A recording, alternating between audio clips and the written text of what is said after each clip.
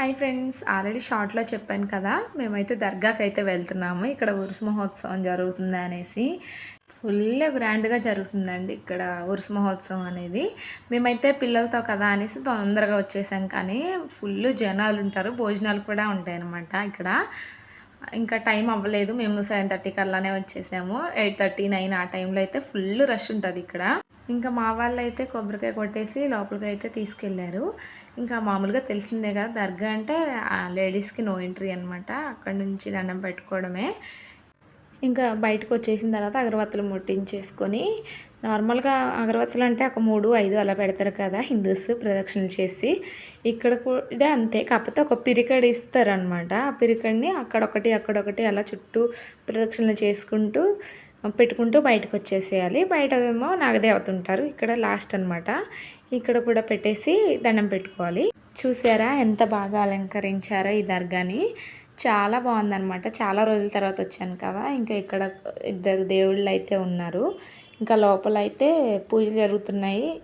ఇంకా నేను చుట్టూ చూపిద్దామనేసి అయితే మళ్ళీ ఒకసారి వచ్చాను.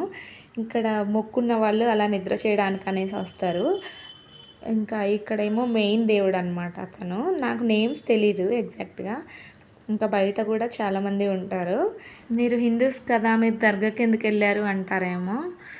హిందూస్ అయితే మాత్రం దర్గాకి వెళ్ళకూడదని రూల్ అయితే లేదు కదండి. మాకు అలాంటి రూల్స్ ఏం లేవు. నేను టెంపుల్స్‌కి వెళ్తాను, దర్గాలకి, మసీదులకి, చర్చిలకి అన్నిటికీ వెళ్తాను. నాకు అలాంటి మతపరమైన భేదాలు అనేవి ఏమి లేవు. మనుషులందరూ ఒక్కటే కదా! ఇదొక్కటే గుర్తుంచుకోండి.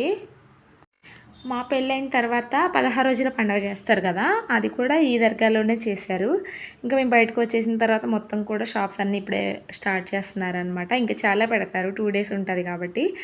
ఇంకా బాబు మాత్రం ఏమి కొనించమని అడగలేదు. చెల్లికి ఏదైనా కొనండమ్మా, కొనండమ్మా అని అడిగాడు కానీ, ఇంకా పాప అయితే బొమ్మలు తీసేసుకొని అయితే రిటర్న్ అయితే అయ్యాము. ఇంకా మేము తొందరగా వెళ్ళామని చెప్పాను కదా!